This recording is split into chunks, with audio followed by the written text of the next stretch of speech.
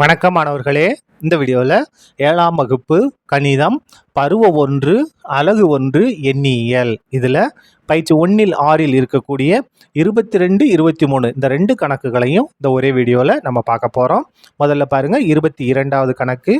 ஒரு நீர்மூழ்கி கப்பல் கடல் மட்டத்திலிருந்து 650 அடி ஆழத்தில் உள்ளது. அது 200 அடி கீழே இறங்கினால் அது இருக்கும் ஆழத்தை காண்க. இப்போ பாருங்க, நீர்மூழ்கி கப்பல் எப்பயுமே தண்ணிக்குள்ள தான் இருக்கும் இல்லையா? இப்போ எவ்வளோ ஆழத்தில் இருக்குன்னா, அந்த கடல் மட்டம் நீர் மட்டத்திலிருந்து 650 அடி கீழே இருக்கு.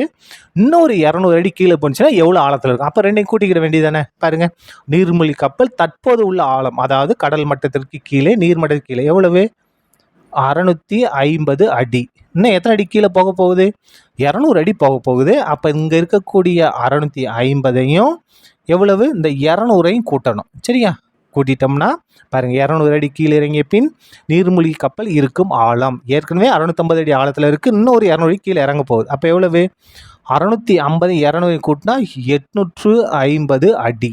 850 கூட்டி காமிக்கிட்டுமா? பாருங்க, 650 எதை கூட்டணும்? ஒரு 200 கூட்டணும். கூட்டுங்க.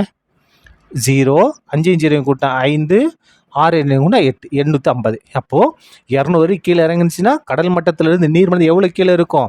850 அடி கடல் மட்டத்திற்கு கீழே இருக்கிறது. சரியா? அடுத்தது 23வது கணக்கு பாருங்க, என்ன கொடுத்துருக்காங்க? கீழ்காணும் மாய சதுரத்தில் நிறை, நிரல் மற்றும் மூலை விட்டத்தில் உள்ள எண்களின் கூடுதல் சமம் எனில் எக்ஸ், ஒய் மற்றும் இசட்டின் மதிப்புகளை காண்க. இந்த இது மாயசதுரம் இருக்கு இல்லையா? இதில் நிறைன்னா பாருங்கள், இடது பக்கம் இருந்து வலது பக்கம் கூட்டினா நிறை, மேலிருந்து கீழ் நோக்கி கூட்டினா நிரல். இது மூளை விட்டம். சரியா? எப்படி கூட்டினாலும் சரி அவருடைய மதிப்புகள் எப்படி இருக்குது? சமமாக இருக்கிறது. நம்ம என்ன கண்டுபிடிக்கணும்?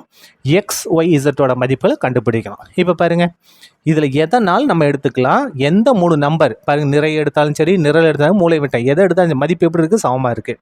இப்போ நம்ம என்ன செய்ய போகிறோம்னா, இந்த முதல் நிறையை கூட்ட போகிறேன். என்ன இருக்குது? 1 -10 + எக்ஸ்.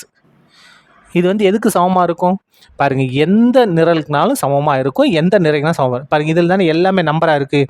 இதை எடுத்துக்கலாமா? -10 -3 + 4. எந்த நிறையாக இருந்தாலும் சரி எந்த நிரலாக இருந்தாலும் சரி அவருடைய மதிப்புகள் எப்படி இருக்கும்? சமமாக இருக்கும். நான் என்ன செஞ்சிட்டேன்? இந்த முதல் நிறையும் 3வது நிரலும் நான் சமம்னு எடுத்துக்கிட்டேன். சமம்னு தான் கொடுத்துருக்காங்க, நான் சமம்னு எடுத்துக்கிட்டேன். இப்போ சுருக்கிலாமல் பாருங்கள், 1 -10 இது +1, இது -10 வேறு வேறு கூட அப்போ கழிக்கணும் இல்லையா? 10ல் 1 கழிச்சா 9. பெரிய நம்பருக்கு நான் மைனஸ் இந்த +x அப்படியே வந்துடும் ஈக்குவல். இதை பாருங்கள், -10 -10 ஒரே குறினா கூட்டணும் இல்லையா? கூட்டம் என்ன வரும்? 13. என்ன 13? -13. இந்த 4 அப்படியே வந்துடும். இப்போ பாருங்கள், x = இந்த இடத்துல -13 + 4 வேறு வேறு குறி, வேறு வேறுனா கழிக்கணும் இல்லையா? அப்போ 13ல் 4 கழிச்சா 9. பெரிய நம்பருக்கு நான் -9. இது -9 இங்கே வந்தால் +9. அப்போ பாருங்கள், x = 9ல் 9 கழிச்சா 0. 9ல் 9 கழிச்சா 0. நம்ம என்ன கண்டுபிடிச்சிட்டோம்? எக்ஸோட மதிப்பை கண்டுபிடிச்சிட்டோம். அப்போ பாருங்கள், இந்த இடத்துல நம்ம என்ன செஞ்சுக்கலாம்? 0 போட்டுக்கலாமா? இந்த இடத்துல நம்ம 0 போட்டுக்கலாம். இப்போ பாருங்கள், இதை நம்ம கூட்டினோம்னா நமக்கு ஒரு ஆன்சர் கிடைக்கும். பாருங்கள், 1 -10 + 0. எக்ஸ் ஆனால் எக்ஸோட மாதிரி கண்டுபிடிச்சா 0. இப்போ பாருங்கள், 1 -10 வேறு வேறு குறியிலே அப்போ கழிக்கணும். 10ல் 1 கழிச்சா 9. பெரிய நம்பருக்கு -9 + 0. அப்போ என்ன வரும்? -9 + 0 -9 தான். அப்போது இந்த இடத்துல என்னது? 9. முதல் நிறைய கூட்டினா 9 தான். ரெண்டாவது -9. சரியா? -9 -9 -9. அது இப்படி மேலேருந்து கீழே கூட்டினா -9 -9 -9. பாருங்கள், நம்ம ஒன்று தான் கண்டுபிடிச்சோம். ஆனால் என்ன சொல்லியிருந்தாங்க? எந்த நிறையாக இருந்தாலும் சரி எந்த நிரலாக இருந்தாலும் சரி மதிப்புகள் எப்படி இருக்குது? சமமாக இருக்குது. அப்போ முதல் நிறையோட மதிப்பு -9னா மிச்சம் இருக்கக்கூடிய எல்லா நிரலோட மதிப்பு என்னவாக தான் இருக்கும்? -9ஆகத்தான் இருக்கும். இப்போ நம்ம ஈஸியாக கண்டுபிடிச்சிடலாம். பாருங்கள், இந்த இடத்துல இது நமக்கு ஒரு தேவையான ஆன்சர் தான். அப்படி சைடில் இருக்கட்டும்.